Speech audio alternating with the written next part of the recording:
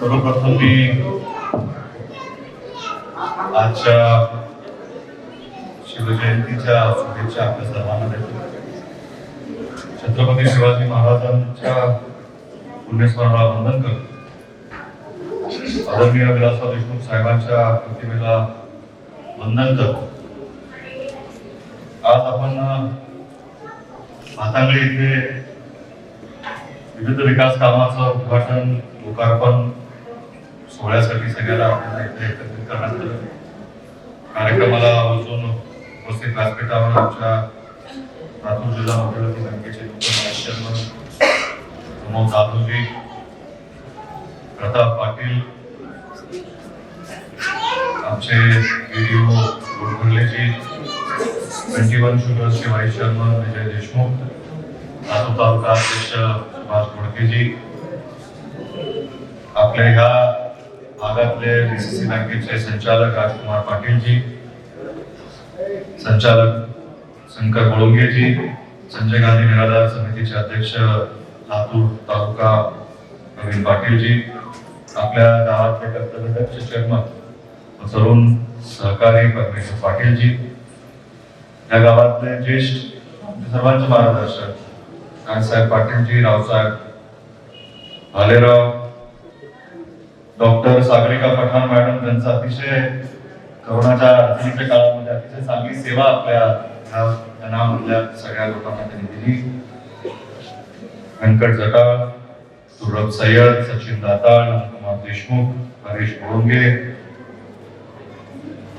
शेख साजिदजी, मनीषा कुमार, पूजा अंकुर, Lata Bansude, doctor Bhagwat, महादेवजी, भागवत शंभर, मोहम्मद सय्यद,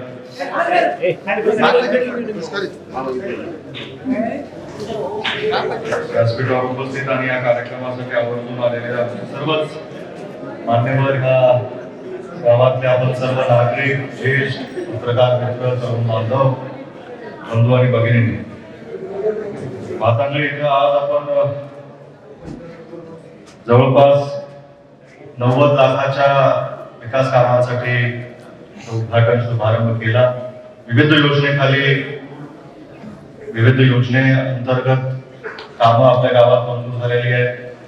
त्याच्यामध्ये काही स्कीम्स केंद्र शासनाच्या आहेत, काही स्कीम्स राज्य शासन आणि केंद्र शासनाच्या संयुक्त विद्यमान होतात, काही बाबी राज्य शासनाच्या अंतर्गत येतात, काही गोष्टी आपल्याला महापालिकेच्याही सुविधा आपल्या गावात, जशी की आपली ही बस सेवा आहे, खऱ्या अर्थाने सिटी बस महापालिकेच्या अंतर्गत हाती असते. ती आपण आदरणीय पालकमंत्र्यांना विनंती करून, आयुक्तांना विनंती करून की ह्या गावातली येजा लातूर शहराच्या अवतीभोवती असलेली जी गावं आहेत त्यांना ही सेवा आपण द्यावी, म्हणून त्यांनी त्यांच्या हद्दीत ती वाढ करून आपल्याला ही सेवा उपलब्ध करून दिलेली आहे. हे जे सेवा चालक आपल्या त्याच्या आमचे स्नेही पाटील आहेत, त्यांच्या माध्यमातून मिळाले त्यांचे मी आभार व्यक्त करतो. आयुक्तांचे आभार व्यक्त करतो की आमच्या विनंतीला त्यांनी मान दिला आणि लवकरात लवकर आपल्याला सेवा इथं रुजू करण्यात आली. आपल्या गावामध्ये पाणी पुरवठ्याच्या अंतर्गत, जलजीवन मिशनच्या अंतर्गत जे काही निकष केंद्र आणि राज्य शासनाने दिलेले आहेत त्या अनुषंगाने 55 लिटर प्रति पर्सन, प्रति हेड अशी त्याची आखणी केलेली आहे. आता त्या योजनेचा शुभारंभ किंवा त्या पाणी पुरवठ्यासाठी आपल्याला 14 लाख रुपयाची योजना मंजूर झालेली आहे. त्याचं काम हे आजपासून सुरू होईल. येणाऱ्या काळामध्ये आपल्या मनोगटामध्ये, प्रास्ताविकामध्ये आपल्या सरपंचांनी सांगितलं, त्या निवडणुकीमध्ये त्यांनी जे वचन दिलं होतं की पाण्याची अडचण असेल ती आपल्याला दूर करायची आहे.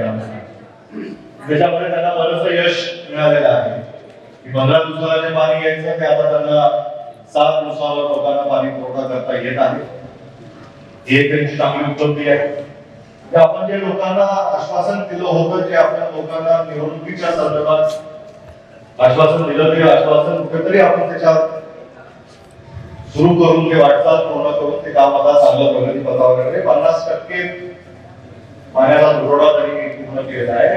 साहेब जेव्हा मुख्यमंत्री होते तेव्हा त्यांनी मंजूर करून दिली, पण कालांतरामध्ये त्याला एक दुरुस्ती शिक्षण मंत्री आहेत त्याचेही मी आभार व्यक्त करतो की आमच्या विनंतीला मान देऊन लातूर तालुक्यासाठी विशेष लक्ष देऊन ह्या परिसरामध्ये तरी 15 लक्ष निधी हा जिल्हा प्राथमिक ह्याला दुरुस्तीसाठी मंजूर करून दिला. की आरोग्य सेवा आपल्या गावामध्ये गाव पातळीवर सगळंच लॉकडाऊन झाल्यामुळे लोकांची ये-जा बंद झाली, पण आरोग्य सेवा मात्र आपल्या गावामध्ये चांगली पद्धतीने सुरळीत सुरू राहावी. त्याच्यामध्ये प्रामुख्यानं मला इथं सांगावंसं वाटतं की करोनाचा काळ जेव्हा आपल्या समोर जेव्हा पहिला लॉकडाऊन झाला मार्च 2020 मध्ये, की त्याच्यामध्ये त्यावेळेस आरोग्य सेवा देण्यामध्ये किंवा आजार पसरतोय का नाही, लोकांमध्ये करोनाची लागण होती का नाही आणि करोना काय आहे तोपर्यंत सर्वांना समजला देखील नव्हता. आपण फक्त ऐकलं होतं की करोना हा आजार चीन सारख्या मोठ्या देशामध्ये, युरोप सारख्या मोठ्या देशामध्ये पसरतोय, त्याचे फार घातक परिणाम लोकांवर होत आहेत आणि तो आजार आपल्याही देशामध्ये शिरकाव घेतोय आणि आपल्याही ग्रामीण भागामध्ये त्याची लागण वाढू शकते. अशा काळामध्ये जेव्हा करोनाचं काही जास्त वैद्यकीय सेवक असतील, डॉक्टर असतील, कुणाला माहिती नसताना त्या अडचणीच्या काळामध्ये आपल्या अंगणवाडी सेविकांनी जी आपली सुरक्षा कवच घेऊन त्यांनी गाव जाऊन घरं जाऊन त्यांचं टेम्परेचर घेणं असेल, सर्दी खोकला आहे का नाही तपासणी करणं असेल, त्या आरोग्य सेविका नाही आहे.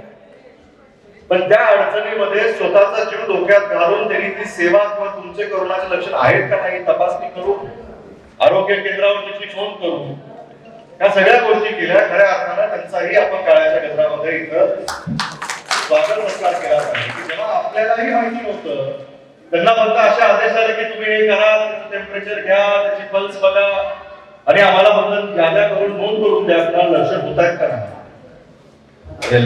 लॉकडाऊन 1 लॉकडाऊन 2 ह्याच्यामध्ये त्यांचीही सेवा आणि पुन्हा हळूहळू ती सेवा करोना वैद्यकीय कसा असतो, करोनाचे लक्षण काय असतात, त्याच्यावर काय उपचार करावे, जेव्हा आरोग्य सेवा सेवक त्याच्यामध्ये पडत गेले तर आरोग्याची व्यवस्था आपल्या भागामध्ये चांगली वाढावी. पहिल्या टप्प्यामध्ये आपण अँब्युलन्स देण्याचं काम, प्रत्येक प्राथमिक केंद्राला एक अँब्युलन्स असावी किंवा प्रत्येक प्राथमिक केंद्रामध्ये अँब्युलन्स पोहोचावी याची तरी व्यवस्था होती. त्यामध्ये आमदार निधी असेल, शासनाचा निधी असेल, लोकांना लातूर किंवा जवळच्या मोठ्या दवाखान्यात पोहोचवण्याची व्यवस्था देखील आपल्याला करता यावी. त्याला ऑक्सिजन पुरवठा व्हावा, त्याला औषध उपचार व्हावे, त्याला कोरोना केअर सेंटर पर्यंत पोहोचवण्यात यावं, त्याचं तिथं विलगीकरण व्हावं.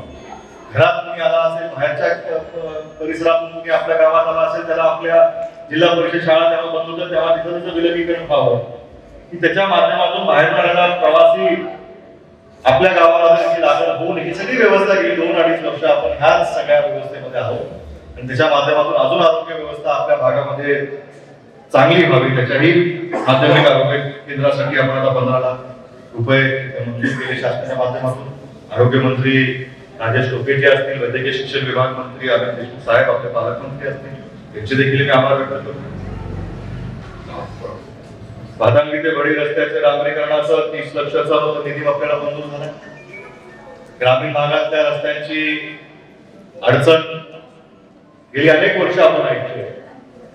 गेली 5 वर्ष 14 ते 19 चा काळ जर आपण आठवला असेल, त्या भागात त्या परिसरामध्ये आपले आमदार जरी आपण निवडून दिले होते पण त्यावेळेस आपलं सरकार तिथे नव्हतं आणि सरकार आपलं नसताना विरोधी पक्षाच्या आमदाराला निधी द्यावा का नाही, विरोधी पक्षातल्या गावांना निधी पोचावा का नाही, त्यांचा विकास किती व्हावा, त्यांनी आपल्या पक्षाला मतदान दिलं नाही, दिल्ली ते गल्ली आपलं सरकार असून आपल्या पक्षाला मतदान दिलं नाही, हा भूमिकेतून नेहमीच लातूरचे प्रस्ताव डावलण्याचं काम त्या काळामध्ये झालं.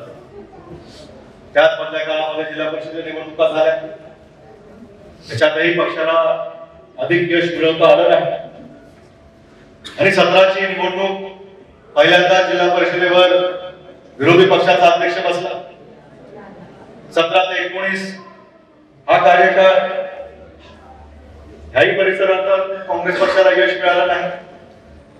आपला संघर्ष चालूच होता आणि मग 19 मध्ये सत्ता परिवर्तन झालं.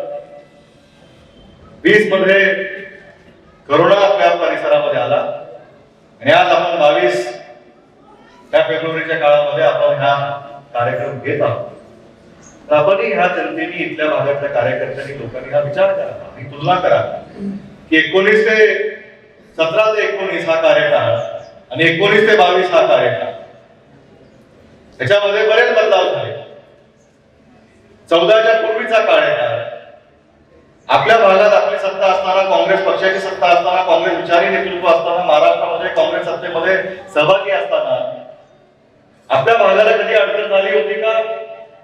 आपल्या भागातले प्रस्ताव कधी अडकत होते का? आपल्या भागातल्या प्रस्तावाला कधी अडचण येत नव्हती. आणि तेच त्याचा पूर्ण उच्चार आता आपल्या हक्काचे पालकमंत्री असतात. डीपीसीच्या माध्यमातून असेल, महाविकास आघाडी सरकारच्या माध्यमातून असेल, आज आपण हे कार्यक्रम घेऊ शकतो. आज आपण प्रत्येक गावामध्ये लाखोंच्या विकासाचे काम ते घेऊ शकतोय. हे काय घेऊ शकतोय? तिथं महाविकास आघाडी सरकार आपल्या आशीर्वादाने टिकून आहे. महाविकास आघाडी सरकारला काही सरकार निवडणुकीमध्ये गेलं नव्हतं, पण निवडणूक झाल्यानंतर जे काही मतांचं विभागणी झाली, ज्या ज्या पक्षाला ज्याची ताकद महाराष्ट्राच्या जनतेने आशीर्वाद दिला, तर त्या काळामध्ये महाराष्ट्रासमोर एक पर्याय आपल्याला आपल्या नेतृत्वाच्या माध्यमातून घेता आला. एक नवीन मॉडेल उभा करता आलं. लोकांनाही माहित नव्हतं की काय होईल, आम्हालाही ते माहित नव्हतं की कसं चालेल, कसं टिकेल. पण सगळ्या नेतृत्वाला हे माहित होतं की जे नेतृत्व, जे पक्ष जनतेला केंद्रबिंदू ठरवून काम करण्याची इच्छा बाळगतात, स्वार्थापोटी नाही, सुडापोटी नाही, लोकांच्या विकासासाठी एकत्र येऊन पाहताय, वेगवेगळे विचार असतील तरी एकत्र येऊन काम करून पाहताय, अशा पक्षांनी एकत्र येऊन एक मूठ बांधून, एक संघ होऊन महाराष्ट्राच्या जनतेला एक नवीन मॉडेल, एक नवीन विचार देण्याचा प्रयत्न केला. त्याच्यामध्ये प्रत्येक पक्षाच्या नेतृत्वानं त्याला आधार दिला. आणि त्याच्यानंतर कुठेतरी जाऊन महाविकास आघाडी सरकार महाराष्ट्र राज्य शासनाच्या माध्यमातून ती तिथं कार्यरत आहे. लोकांनीही समजून घेतलं, लोकांनी आपापल्या नेतृत्वावर, आपापल्या पक्षावर विश्वास दिला. आम्ही देखील जेव्हा सरकार स्थापन करावी का नाही, आम्हालाही आमच्या पक्षश्रेष्ठींनी सांगितलं, आदरणीय सोनियाजी गांधींनी सांगितलं की आपण लोकांसमोर गेलो होतो काँग्रेस आणि एनसीपी ह्या आघाडीच्या संदर्भात. आपण आपल्या लोकांना, आपल्या मतदारसंघातल्या लोकांना विचारावं की शिवसेनेसोबत जायचं असेल तर आपल्याला आपले लोक काय म्हणतात. त्या काळामध्ये आपल्याला जेव्हा आपण आशीर्वाद करून आम्हाला आमदार केलं, आमची जबाबदारी होती की आम्ही असा काही निर्णय घेतोय, असा काही विचार हा महाराष्ट्रामध्ये रुजवतोय, त्यामुळे आपलं त्याच्यामध्ये काय म्हणणं आहे. आणि बहुतांश असा फीडबॅक आम्हाला आला. म्हणजे टीव्हीवर त्यावेळेच्या ज्या काही बातम्या आपल्या समोर येत होत्या की होईल का नाही, करायचं का नाही, आम्हाला बरेच फोन यायचे की काही करा पण भाजप वाल्यांना दूर ठेवा. स्पष्ट निर्देश असलेल्या लोकांकडून यायचे. शिवसेना काही आपल्यापासून वेगळी नाही, तेही शिवछत्रपतीला मानतात, आपणही शिवछत्रपतीला मानतो. जर रयतेचं राज्य येणार असेल तर आपल्यालाही महाविकास आघाडी शिवछत्रपतीच्या नावाने केलीच पाहिजे. तेव्हा हे ठळक निर्देश प्रत्येक मतदारसंघातून काँग्रेसच्या आमदाराला असेल, राष्ट्रवादीच्या आमदाराला असेल, शिवसैनिकांनी देखील आपल्या भागातले असो किंवा पलीकडच्या भागातले असो, त्यांचे देखील, त्यांनी तर युतीमध्ये निवडणूक लढली होती, त्यांच्यावर किती मोठं संकट असेल, तरी तर आपल्या विरोधात निवडणूक लढली होती. बऱ्याच ठिकाणी शिवसेनेचे आमदार काँग्रेस आणि राष्ट्रवादीला हरवून तिथे आले होते, त्यांच्यावर किती मोठं संकट असावं, तिथल्या राष्ट्रवादी काँग्रेसच्या कार्यकर्त्यासमोर किती मोठं संकट असावं.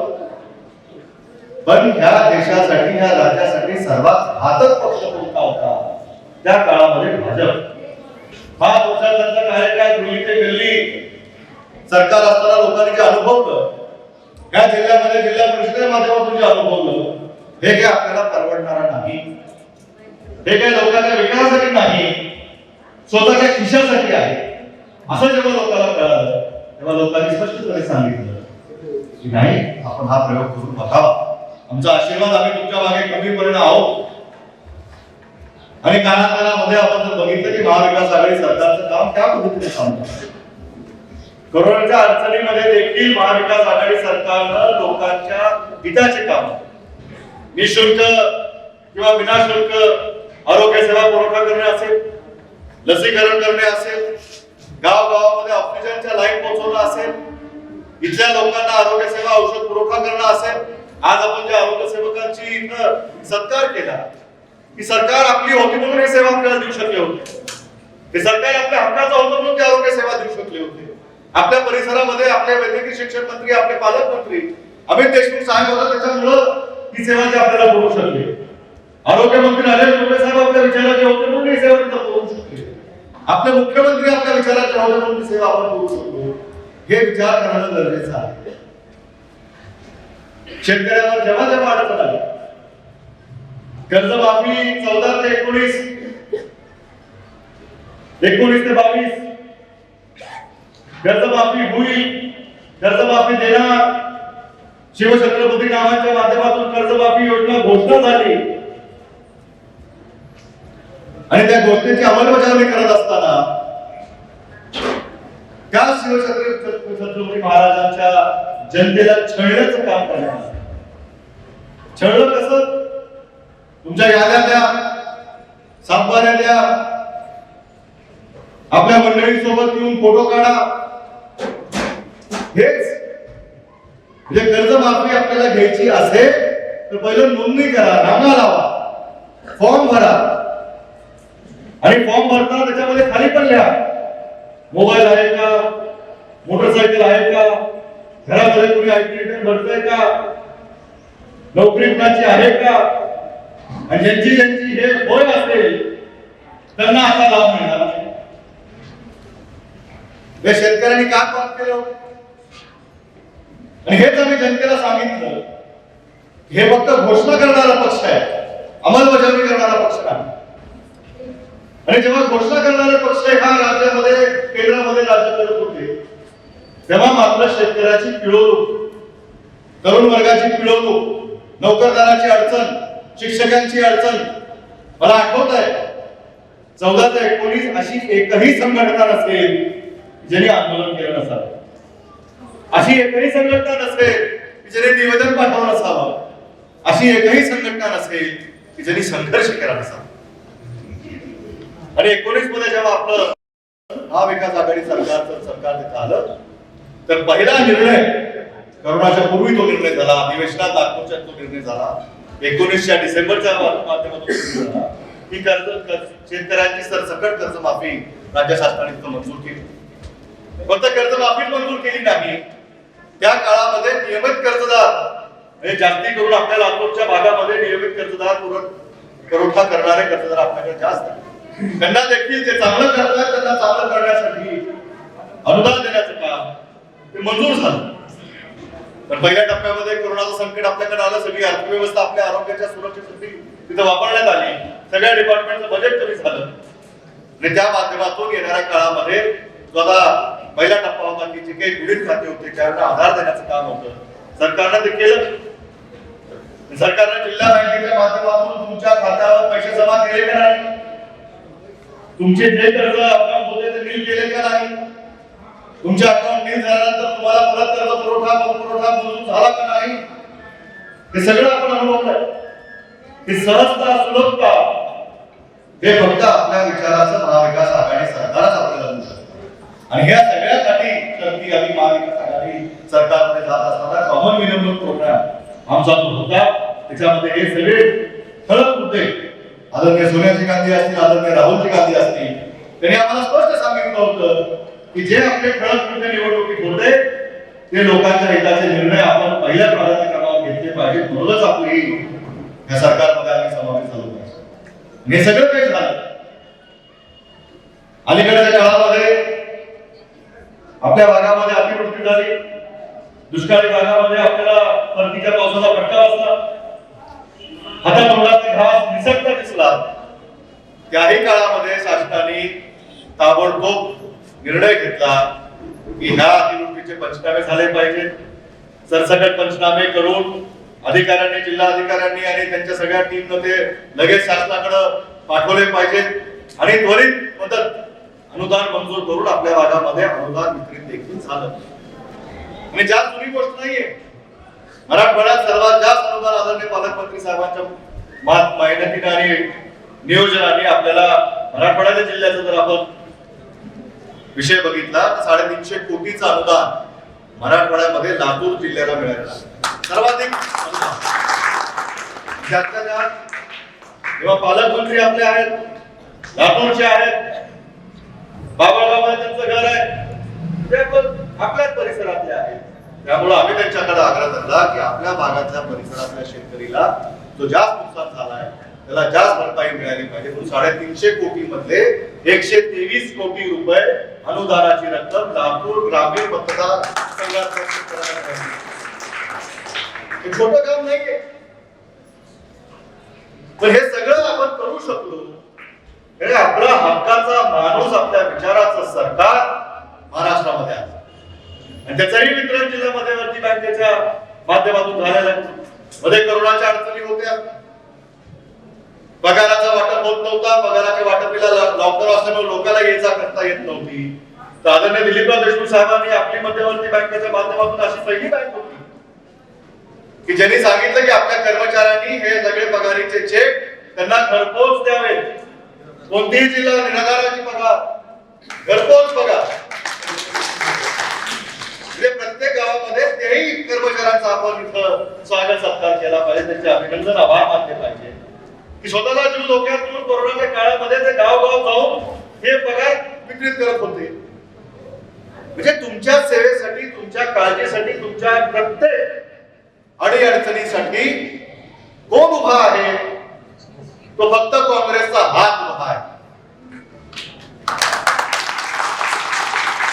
हे सांगणं फार गरजेचं आहे. फक्त विलासराव देशमुख साहेबांनी केलं, दिलीपराव देशमुख साहेबांनी केलं, अमित देशमुख साहेबांनी केलं आणि आम्ही त्यांना भरघोस मताने निवडून दिलं, त्याच्यावर समाधान मानून चालणार नाही. तुम्ही जो आशीर्वाद दिला त्याच्या माध्यमातून नेतृत्व तयार झालं, पक्षाने त्या नेतृत्वाला मोठं केलं, मोठ्या मोठ्या जबाबदाऱ्या दिल्या आणि प्रत्येक त्या जबाबदारीचं सोनं करत तुम्हाला आणि त्यांच्या भागातल्या लोकांना त्यांचा विकास तो पोहोचवला. पण आपण हे विसरता कामा नाही, हे नेतृत्व कोणत्या पक्षाचं आहे, या नेतृत्वाच्या मागे कोणता पक्ष उभा आहे, या नेतृत्वाच्या मागे कोणतं चिन्ह उभं आहे. फक्त विधानसभा धरून चालणार नाही. चालेल काय उत्तर द्यायचं आम्ही नाना पटोले साहेबांना? काय उत्तर द्यायचं आम्ही सोनियाजी गांधींना, राहुलजी गांधींना? बादामीमध्ये तुम्ही सांगता एवढं सगळं आपण पक्षाच्या माध्यमातून दिलं. ज्या पक्षाचे मुख्यमंत्री, ज्या पक्षाचे पालकमंत्री, या सगळ्याच्या माध्यमातून ज्या पक्षाने आदरणीय काकांनाही मंत्री म्हणून संधी दिली, त्यांच्या विचारानं ह्या भागाचा सहकार क्षेत्र चालतो, त्या पक्षाचेच आहेत ते. पण हे सगळं जर त्या पक्षाच्या नेतृत्वाकडून आपल्याला अपेक्षित असेल तर मग प्रत्येक त्या निवडणुकीमध्ये ह्या भागातल्या, ह्या परिसरातल्या लोकांनी धरसोड करणं बरं दिसतं का?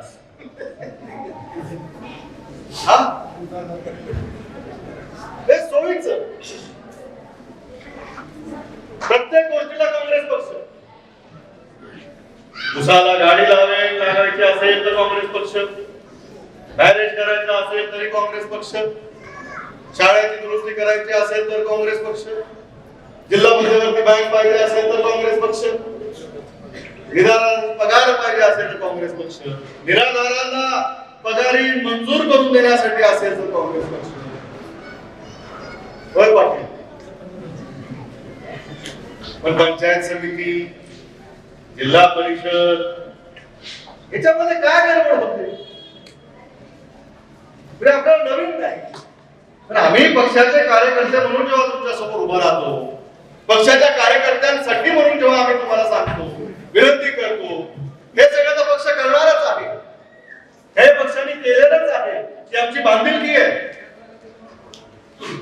पण आम्ही आमच्या पक्षश्रेष्ठी समोर गेल्यानंतर त्यांनी जेव्हा आम्हाला रिपोर्ट कार्ड मागितला तर आमच्या रिपोर्ट कार्डवर मुख्यमंत्री येस, पालकमंत्री येस, आमदार येस, जिल्हा परिषद 0, पंचायत समिती 0. आम्हाला हे का, आम्ही काय चुकलो आम्हाला सांगा ना. आम्ही कुठं कमी पडलो आम्हाला सांगा.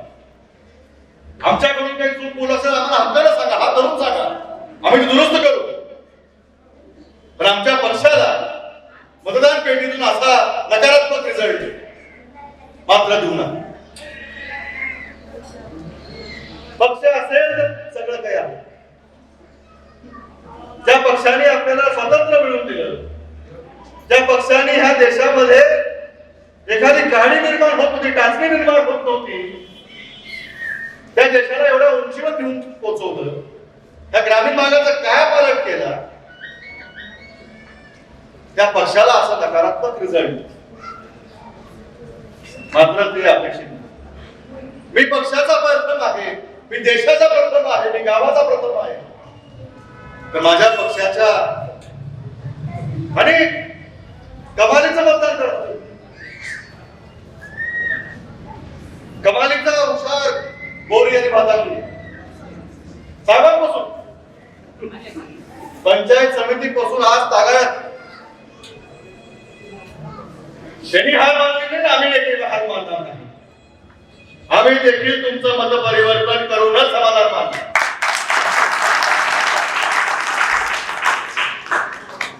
तुम्ही लाख आम्हाला दूर करा, आम्ही आमच्या पक्षाच्या कार्यकर्त्याला इथून विजयी तुरा बांधून घेऊन त्या जिल्हा परिषदेमध्ये पोहोचवणार, हा संकल्प आज करायचा. ह्याचा त्याचा नाही, तो काँग्रेस पक्षाचा आहे हा विचार केला पाहिजे. प्रत्येकाने त्याच्या निवडणुकीमध्ये घाम काढला पाहिजे. पक्षाने जे केले ते करून दाखवलं पाहिजे, ही जिद्द बाळगली पाहिजे. मग तुम्ही आम्हाला सांगा, एक फेकून तुमचं ऊस अनुदान राहणार नाही, तुमच्या भागामध्ये विकास निधी कमी पडणार नाही, पण आमच्या पक्षाची ताकद तुमच्या परिसरातून ती सुरू झाली पाहिजे. ह्या वेळेचा जिल्हा परिषदेचा पहिला तुला भाषांकडे गोळी करून लागला पाहिजे. पंचायत समितीचा सुद्धा भाषांकडे गोळी करून लागला पाहिजे. ही दक्षता घ्यावी. मग तुम्ही जेवढ्या मागण्या करता तेवढ्या मागण्या पूर्ण करायला आम्हाला देखील आमच्या पक्षाची जबाबदारी येईल, आम्हाला देखील आमच्या पालकमंत्र्यांकडे जाता येईल, आम्हाला देखील आमच्या मुख्यमंत्र्यांकडे जाता येईल. हा विचार सगळ्यांनीच ठेवावा. ही खुणगाट मागून आपण कामाला सुरू केलं पाहिजे. ज्या पक्षानं आपल्या सर्वांना एकत्रित केलं, आपल्या सर्वांसाठी सगळं काही घडवलं, 40 वर्षाचा इतिहास बघून बघा काय होतं नाही ते काय झालं. पाटीलने सांगितलं कपाला दाडा नव्हता, पण ते फक्त मांजरा कारखान्यामुळे नाहीये. मांजरा कारखाना का निर्मित झाला, त्यावेळेचं नेतृत्व ह्या भागातलं कोण करत होतं, कोणता विचार त्यांच्या मागे होता, कोणत्या कोणत्या सरकारने मांजरा परिवाराला सहकार्य केलंय, हे सगळं विसरून झाले. आज आमच्या सोसायटीचे चेअरमन बड्या दिमाखाला त्यांनी सांगितलं की 95 लाखाची सोसायटी आज काँग्रेसच्या कोट जवळपास 7 कोटी रुपये आपण लोकांना वितरित करताय. लातूर जिल्हा मध्यवर्ती बँक जरूर असते, पण त्याच्या मागचा काँग्रेसचा हात तुम्ही नाही बाजूला काढू शकता.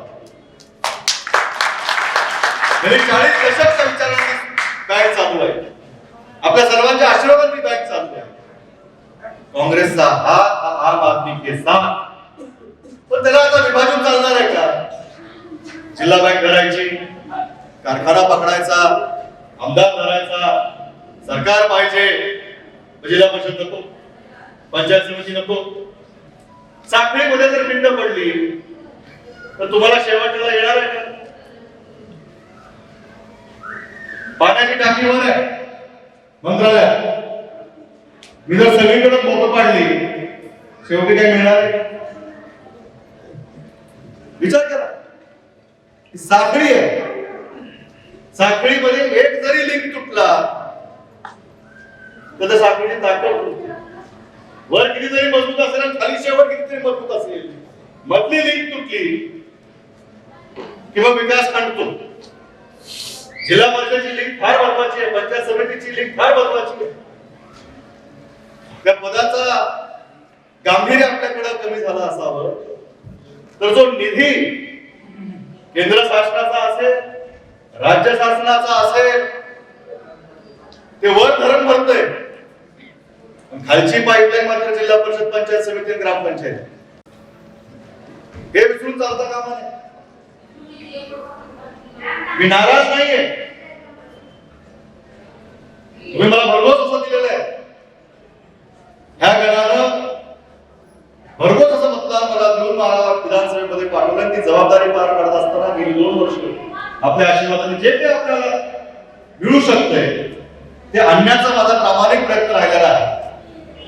सरपंचांनी सांगितले आम्हाला सिटी बस पाहिजे. ग्रामीण भागात सिटी बस देता येत नाही, आपल्या हद्दीच्या मध्ये येतच नाही. जिल्हा परिषदच्या क्षेत्रात सिटी बस चालत नाही, ते एसटी बस चालते. पण नागपूरचं चांगलं वेगळं मॉडेल आहे की आपल्या विचाराचं नेतृत्व तिकडं आहे. आज महानगरपालिकेमध्ये आपला काँग्रेसचा नगर अध्यक्ष तिथं आहे, हे लक्षात घ्या. तिथेही सत्ता भाजपची होती. भाजपचा महापौर असल्यामुळं जरी आपण प्रस्ताव पाठवला असता तर मला सांगावं, मंजूर झाला असता, तुम्ही धाडस तरी केलं असतं. हा म्हणजे बस पाहिजे, गेल्या अनेक वर्षाची मागणी असेल. सिटी बस पेक्षा ही बस आपल्याला परवडते मागणी असेल, तर का तुम्ही 17 ते 19 ते 20 22 का गेला नाही? धाडस केलं काही त्याला भेटणं, प्रस्ताव देणं नाही. काय असतं सरकार फार गमतीशीर आहे, सगळं कागदावर चालतं. एकदा प्रस्ताव नीट पाहिजे, व्हिडिओ बसवले तुम्ही काय लिहात म्हणा, ते अक्षर जर त्यांच्या हिशोबाने नाही आले ते पुढे करत नाही, ते सहीच करत नाही. ते त्रुट्या पूर्ण करा, त्रुट्या पूर्ण करा, त्रुट्या पूर्ण करा. तिचा आपला प्रस्ताव केलाही असता. पुढील पाटील आमचे मित्र ते म्हणजे साहेब ठीक आहे आपण सांगता आम्ही करूही, आम्ही आयुक्तांना जाऊन भेटू. पण शेरात कोंबडा मारणारा हात जोपर्यंत काँग्रेसचा नव्हता तोपर्यंत तुमच्या भागात सिटी बस देखील आली नसती. पालकमंत्री करू शकले नसते. तर शेवटी कोंबडा मारणारा जोपर्यंत हाताचा नव्हता, त्याच्या हातामध्ये ती काँग्रेसची शाही आली नाही, तोपर्यंत तुमचा प्रस्ताव पूर्ण झाला. आता एका गावात 4 गावाची मागण्या मांडल्या, तर तुमचं झालं की मग आमचं का नाही? म्हणजे आता तुमचा अधिकार, तुमचे विश्वास, तुमची आशा वाढलेली आहे. आता होऊ शकते, आता भय लागलंय, तर ह्यांचं झालं तर आमचंही करून द्या. आता काहीतरी वेगळं नियोजन करावं लागेल. तुम्ही इथं चेअरमनने सांगितलं की ह्या परिसरामध्ये काही रस्त्यांच्या अडचणी आहेत, काही रस्ते पूल करायचं राहिलेलं आहे. तर हे सगळं सांगितलं. त्या सांगण्यामध्ये मागणी त्यांनी मांडली, थोडा इतिहास त्यांनी सांगितला नाही, तो मला त्या आपल्या लोकांनी कळवला, माहिती घेतली. तो मंजूर झाला होता. 50 लाख रुपये बहुतेक त्याला मंजूर झाले होते, पण काही लिंक तुटली, लिंक जोडली नाही. पैसे मंजूर झाले परत नाही. लिंक फार महत्वाची असते, साखळी फार महत्वाची असते. शाळेमध्ये आपल्याला शिकवलं जातं हाताला धरून उभा, साखळी सोडू नका. म्हणजे टीचर पुढं, 50 मुलं माग, साखळी. तिला माहिती असतं साखळी तुटली तर सगळे पोरं बरोबर घरी शाळेत पोहोचतील, रस्ता क्रॉस करतील. एखाद्याची हात तुटला की मग तिकडे राहते पलीकडे, राहायला सुटलं का आमचं पोरं कुठे गेलं. लहान असताना तर जर आपल्या इथल्या माझ्या भगिनी कधी बाजारात गेल्या, गोळ्यात गेल्या, गर्दी फार असते. आता आईला तर बाजार घ्यायचा असतो, ती म्हणते पदर पकडून बस, सोडायचं नाही. बरोबर आहे का? हात बिझी होतो ना, पैसे द्यायचे असतात, सामान बघायचं असतं. लेकरू काय हे बघ घर गरज जोपर्यंत सोडत नाही तिची लिंक सोडलेली असते. लिंकचं फार महत्व आहे. मंजूर झालेला पैसा वर आपले होते म्हणून मंजूर झाला, खाली आपल्याला मागणी केली म्हणून मंजूर झाला, मध्ये काहीतरी लिंक नसल्यामुळे झालं. आपण त्याला परत जे काही करायचं असेल, आता तो व्हिडिओ इथं आहेत आणि ह्या परिसरातली सध्या स्थिती पाहून त्या रस्त्यामध्ये किती जमीन आहे नाही आहे, किती फुटाचा नवीन प्रस्ताव करायचा असेल किंवा तो प्रस्ताव पुनर्जीवित मंजूर असल्यामुळे आपल्याला त्याला थोडं गतिमान घेता येईल. सध्या स्थितीचा त्यांनी एक आढावा घेऊन तिथं पाहणी करून सगळ्याला समन्वय करून बैठक घेऊन एक फेर प्रस्ताव आम्हाला कळवावा, जेणेकरून आम्हाला जुन्या मंजुरीला परत जर पुनर्जीवित करता आलं, त्याला परत तेच पैसे मिळवून देता आले, त्याच्यात एस्टिमेट मध्ये आता कॉस्ट कमी झाले असतील, अशा तरतुदीमध्ये आपल्याला विचार करता येईल. तो काम येणाऱ्या टप्प्यामध्ये आपल्याला घेता येईल. बऱ्याच सभागृहाच्या मंदिराच्या इथे मागण्या झालेल्या आहेत. मागण्या तुम्ही काँग्रेस पक्षाच्या आमदाराकडे करताय.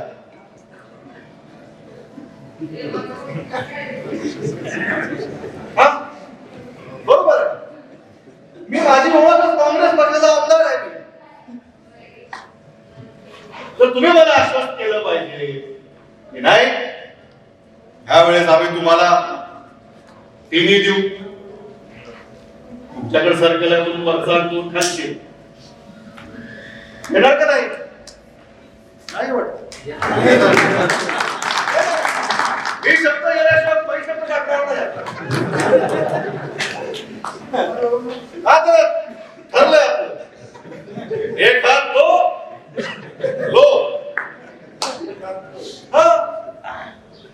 शेवटी आता आमच्या कार्यकर्त्यांनी पुन्हा काय करावं, कारण का त्यांची ती जबाबदारी राहील. तुमच्या बांधकामातला हा विकासाचा आराखडा, एवढे सभागृह, एवढ्या पाण्याच्या सोयी, एवढं एचटी बस, आरोग्य सेवा, प्राथमिक शिक्षण, जिल्हा परिषद पंचायत समिती मेंबरला हे काम आहे का नाही? त्याला काम द्यावं लागेल. सध्याचे कुठे आले आशीर्वाद देऊन पडतील का? लग्न नाही झालं, मुलगी नाही दिली, आपण मेंबर निवडलाय. मुलीच्या गावाला गेलं आपण समजू शकतो. काय झालं, काय दिलं मग 5 वर्ष दिलेला नाही विचार करावा. 8 वर्ष झालं का आम्ही येतो म्हणून, आम्ही गवसतो म्हणून इकडून आकडा बाबाला टाकलाय की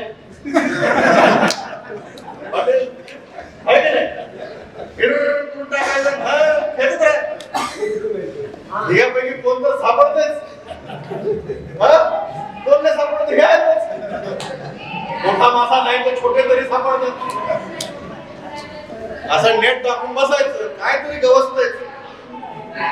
त्यामुळे आपण हा विचार येणाऱ्या काळामध्ये करणं फार गरजेचं आहे. आपल्या परिसरामध्ये ईश्वर कृपेनं वरुण राजा आपल्यावर प्रसन्न आहे. जेव्हापासून 2019 निवडणूक मला आठवते, त्यापासून आतापर्यंत दोन्ही पावसाळे समाधानकारक व त्याच्यापेक्षा जास्त, म्हणजे पाऊस नसल्याची अडचण आणि पाऊस होऊन गेलेल्याची अडचण, हे याच्यातला फरक आहे. आणि ते चांगलं झाल्यामुळे आपले बॅरेजेस असतील, आपले कॅनलला पाणी सोडण्याचं नियोजन असेल, आपल्या भागामधलं बोरचं असेल, विहिरीला पाणी असेल, पातळी भूजलाची चांगली वाढलेली आहे. आणि त्याचा चांगला वापर देखील शेतकरी करून घेतात. म्हणजे आता आपल्याकडे पाणी असल्यामुळे ह्याच्या वेळेस पिकही चांगली झालेली आहे. भरमसाठ ऊस उत्पादन, जे जमिनी लागवड मागच्या वर्षी झाली, त्याला चांगला तुरा फुटलेला आहे. म्हणजे नवलदार तुरा दिसतोय. म्हणजे पहिलं फक्त ऊसाच्या फळं दिसायच्या, तुरा पण दिसायला. म्हणजे एवढी वाढ झाली की तुरा देखील म्हणतो आता तरी घेऊन जा. तुलाच सांगतोय. ऊस फोडला तो मोठा, ब्रिक्स 14, 15 किती झाला आता तुलाही सांग. आता तरी या किती वेळ वाट पाहणार. आता पाण्यात बुडून बुडून ऊसही थकला. मग त्याची व्यवस्था आपल्याला करायची. तर त्याची पार्श्वभूमी आपण थोडं सांगितली पाहिजे. लोकांमध्ये जो संभ्रम आहे, ही चर्चा आहे, आणि त्याचा काहीतरी राजकीय पोळी भाजण्याचा कार्यक्रम काही लोक करत असतात. बघा गेला का तुमचा, बघा आली का गाडी, बघा पाटील तिकडे दिसायला लागली, कुठली हाय, कुठल्या जरा बघतो 21 ची हाय, नाही इकडे रेणा दिसते, इकडे बापळगाव मध्ये, लातूर मध्ये 5 लाख दिसायला लागली. कुठे आहे तिचे, किती सभासद केलं आम्ही. ह्याचं काय असतं, चावी मारून सोडलं, कळ काढून सोडलं, त्यांना काहीच करायचं नाही. पण आपण आश्वस्त राहिलं पाहिजे. कारखाने पूर्ण क्षमतेने चालू, किंबहुना क्षमतेपेक्षा अधिक काळ आपले कारखाने गेली 100-110 दिवस करतात. त्याचा रिपोर्ट, रिझल्ट, प्रोग्रामच्या तारखा आपण विचार केला पाहिजे. कारखान्याची क्षमता जर 5,000 असेल, पण लागवडी जर 50,000 हेक्टरच्या फक्त नोव्हेंबर मध्ये होणार असतील, ऑक्टोबरच्या अखेर होणार असतील, कारण आता पावसाळा तसा आहे. शेतकऱ्याची चूक नाही, पावसाळा पाण्याची उपलब्धता आपल्या त्या महिन्यात असते.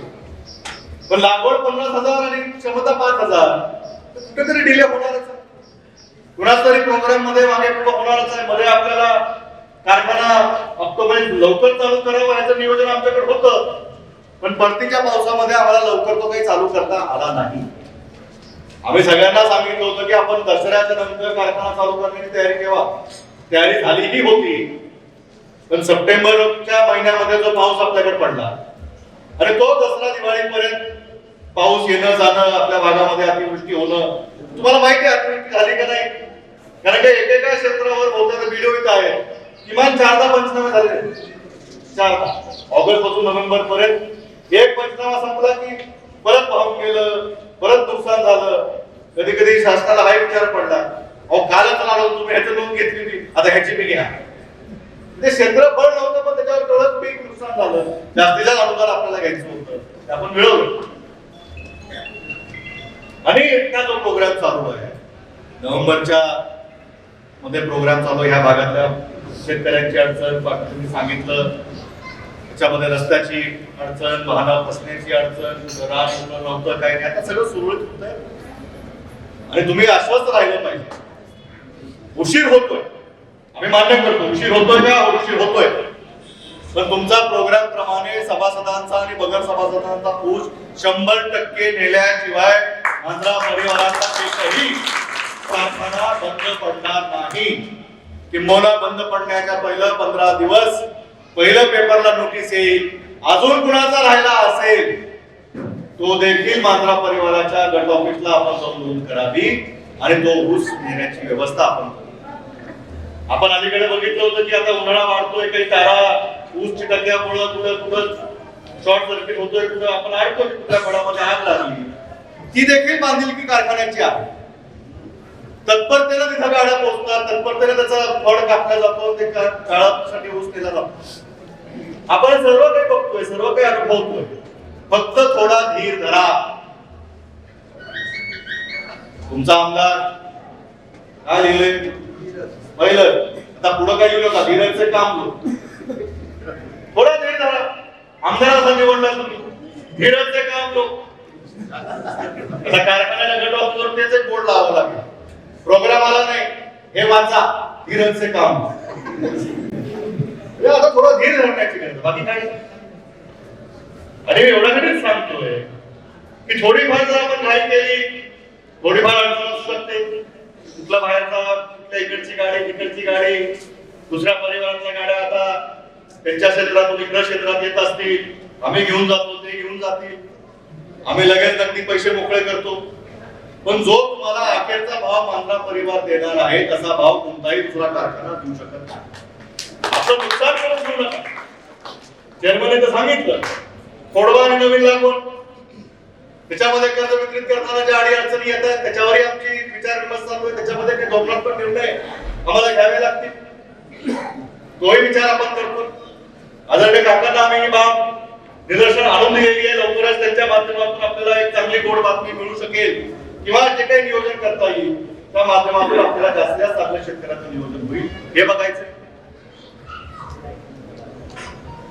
31 मार्चच्या पुढे जो ऊस जाईल काही वेळ त्याची अडचण होऊ शकते. बँकेच्या जिल्हा मध्यवर्ती बँकेच्या माध्यमातून जे काही आपली व्यवस्था आहे या सगळ्या बाबी आमच्या लक्षात आलेल्या आहेत, निदर्शनात आहेत. लोकांनी आम्हाला त्यांच्या अडचणी पोहोचवलेल्या आहेत. मी देखील खास सांगितलं की आपल्याला कम करत असताना ज्या अडी अडचणी येतात ती कसं करावं, कसं बसवावं, कुणाचं नुकसान होऊ नये. जो आपला ऊस उत्पादक शेतकरी जो काही नवीन नसतोच, तो पहिल्यापासून त्याच्यामध्ये प्रोग्राम मध्ये असतोच, कारखान्याला आपल्याला विचारता येतो.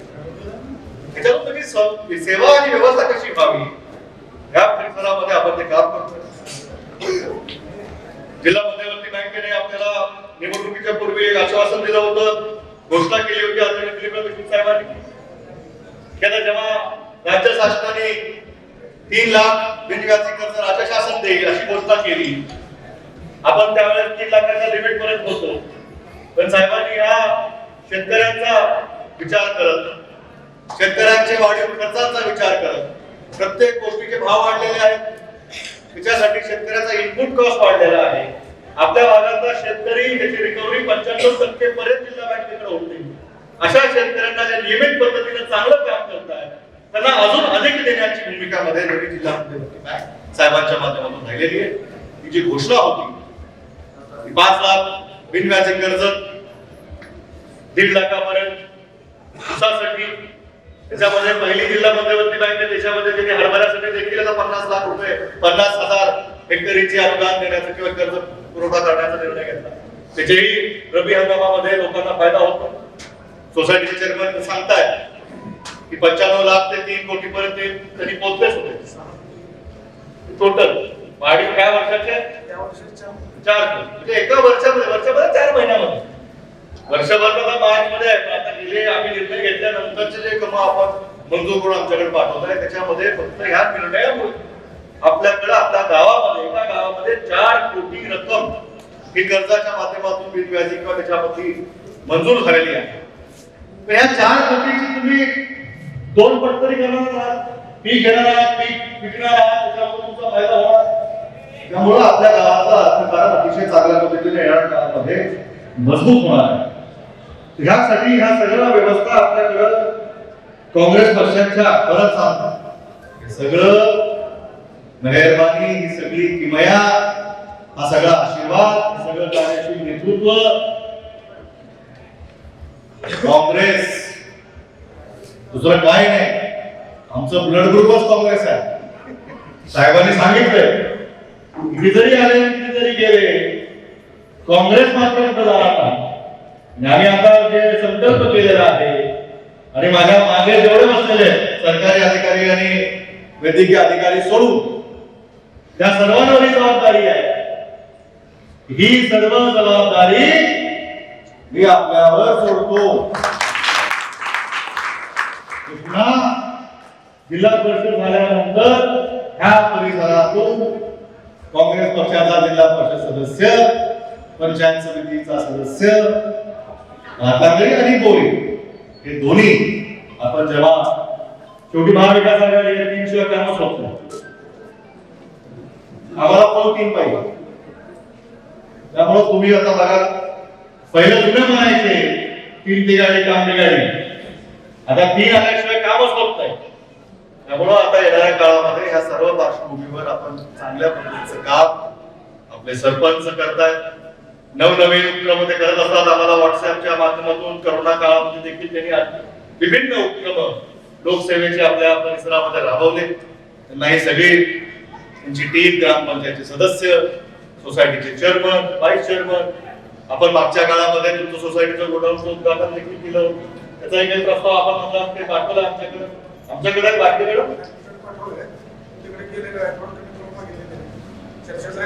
राजकुमार पाटील आहेत.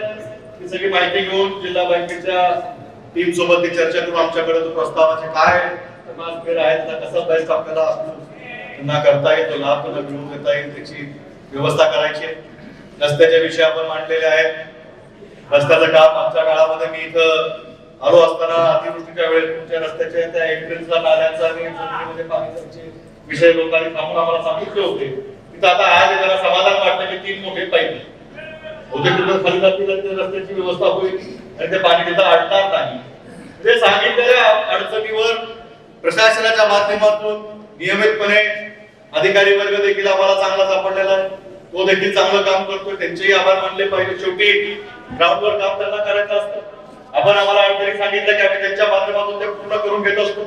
केंद्र सरकारचा असेल, राज्य सरकारचा असेल, समन्वयाने या जिल्ह्यामध्ये ज्या ज्या एजन्सीज काम करतात त्यांच्या माध्यमातून जास्तीत जास्त चांगलं काम लोकांना लाभ देण्याचं, लोकांची कामाच्या माध्यमातून अडचण होणे, नाली काढणं असेल, गटर काढणं असेल. आता मोठे मोठे काम आपल्या परिसरातून जात आहेत, पण कधी कधी ह्या कामाकडे दुर्लक्ष होतं किंवा नजर चुकीला काही पॅचेस राहतात. तिथं शेकडो किलोमीटरचे रस्ते असतात, पण तिथं आपल्या गावातल्या एंट्रन्सला एक्झिटला जे काही रस्त्याची व्यवस्था आहे ते सगळं बघावं.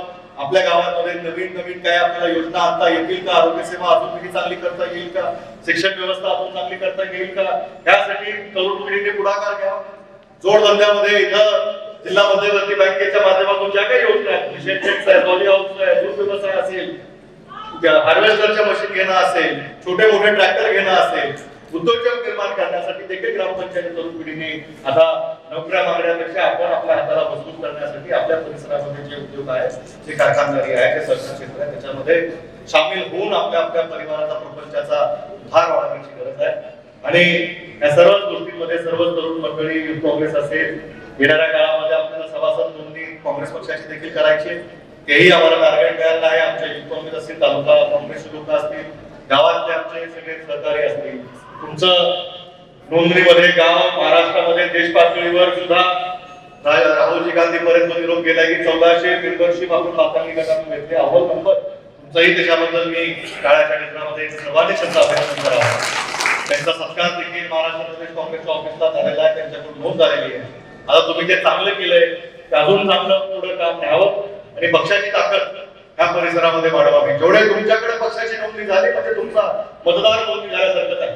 पक्षाची मतदार नोंदणी 1400 मेंबर तुमचे असलेला 1400 मतदार तुमचं कन्फर्म झालेलं आहे.